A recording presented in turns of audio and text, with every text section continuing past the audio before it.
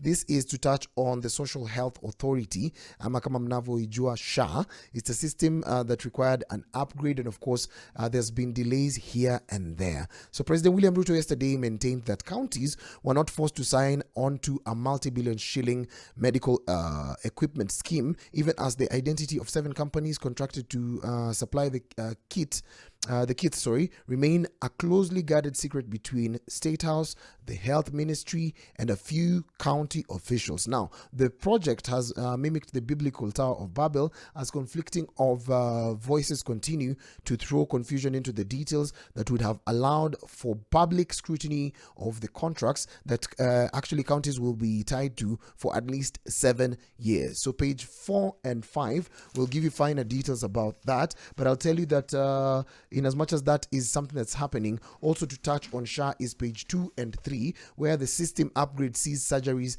delay, and it means that we are going to be affected negatively, especially if you need urgent surgery.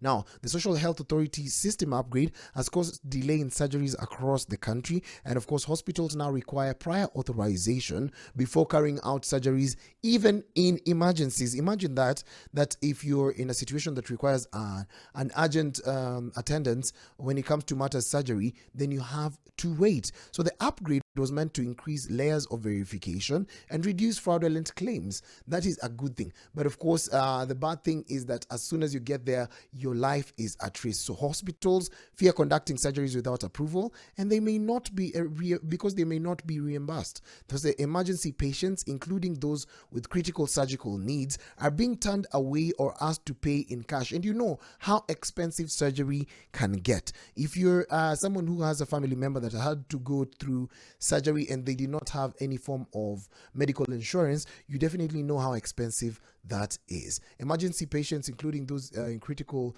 needs, are being turned away, and that is really something to look onto. The backlog claims an estimated of 5 billion shillings for surgeries, and the system upgrade was actually being done in late November, and the delays are mainly affecting private and rural hospitals reliant on SHA payments. I don't know what you have to say